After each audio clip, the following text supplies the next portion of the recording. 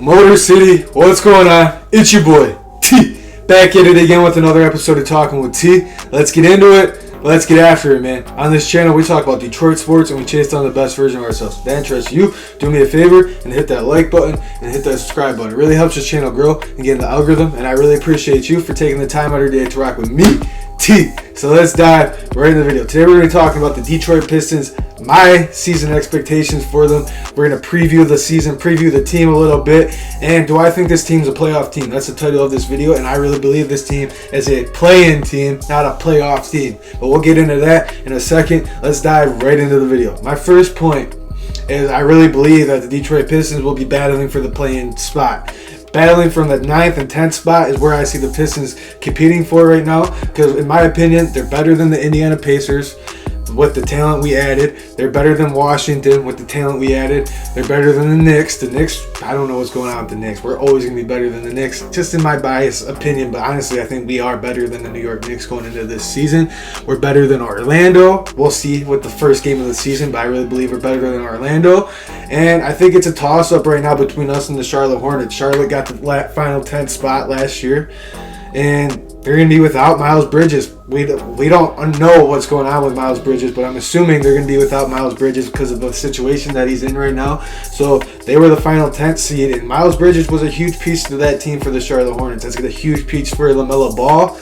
They only got Gordon Hayward and LaMelo Ball right now, and I think they lost Montrezl Harrell. Maybe that was a while ago. I don't really follow the Charlotte Hornets like that to know who's on their team and who's not on their team, but I think the Pistons got them the upper hand in talent this year on the Charlotte Hornets. Let's get into my second point.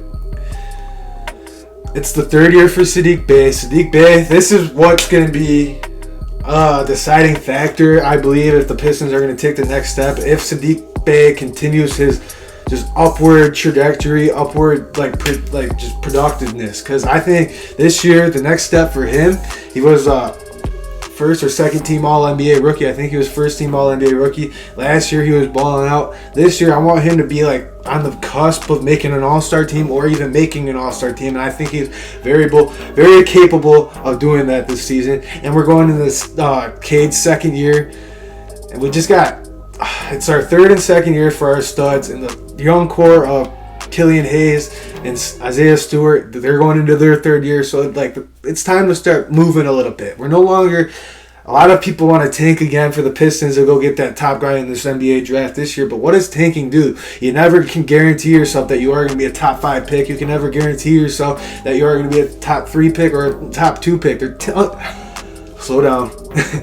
Tanking does not work in the NBA, and just in my honest opinion, because if you were to tank, you could do all this tanking and then boom, get the 8th pick, and then you're screwed. You're screwing yourself because the 8th pick in the NBA is so different than the first pick in the NBA draft. There's a dramatic talent difference.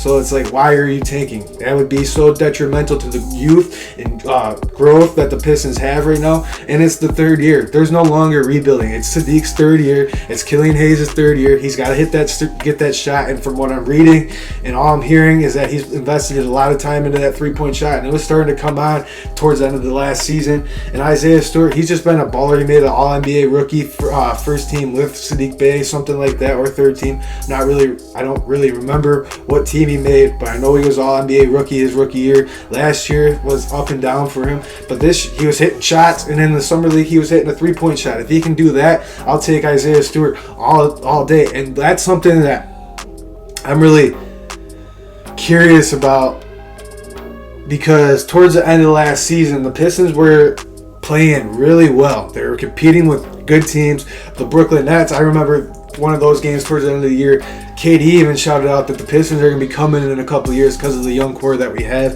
They played really good against the Philadelphia 76ers. Not the last game of the season. We lost the last 3 games of the season against playoff teams. But if I remember right, I don't think Cade played in those games because Cade was a little banged up towards the end of the season last year. So right now, I like where the Pistons are at. And then if you get into it, we added talent. We added Alec Burks. Pistons were one of the worst three-point shooting teams last year, right?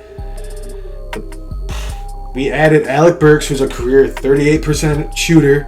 We also added Bojan Bogdanovic, which I think is just one of the most key pieces we added last week.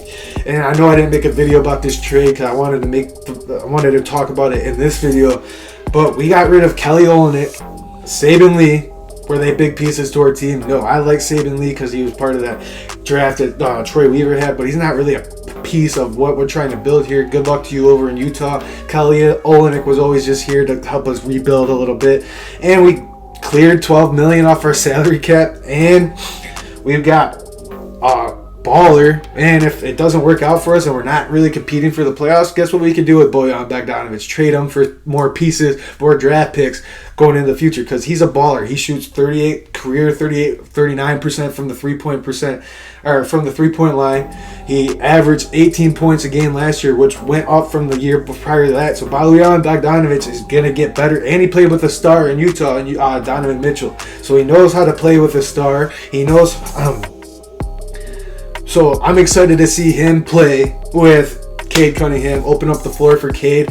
And know who else is going to open up the floor for Cade? Our boy Jaden Ivey, who I'm not forgetting. I know I'm 6 minutes into the video. I have not talked about the rookies that we added. The Pistons got more athletic with Jaden Ivey and Jalen Duren, and it's time. The whole point of this video is it's time. There's no longer a rebuild here. The Pistons are competitive and they're competent. They got competent players. Not saying we're competing for a championship yet, but this year is huge for us to make the playoffs, because then you're going to draw attention from other free agents. They're going to see the young core that the Pistons are building here, and they're going to come want to play here, especially because you got Troy Weaver and Dwayne Casey.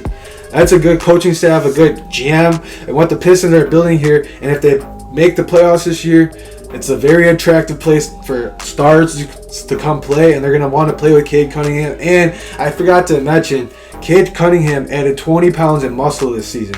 How is that really going to translate over to the game?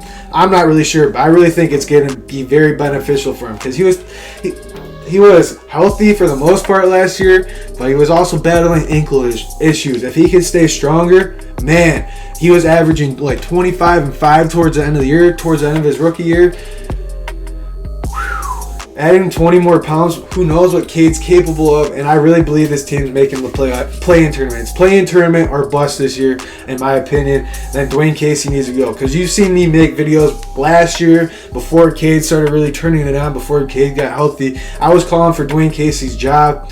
I still think he's on the hot seat, in my opinion. If the Pistons don't make the play-in tournament, he needs to go, and we need to get a coach in here that's going to take this team to the next level. But it's your boy T, signing out. Thank you for tuning into the video. Drop your season predictions down below. I think the Pistons are in a play-in tournament team this year. They may even sneak their way into the playoffs. So who knows what goes on this season, but that's where I view them at. Comment down below what you think. Like the video, comment, subscribe. Help me grow this channel, and I really appreciate you for taking the time of your day to rock with me, T. So I'll see you guys in the next video.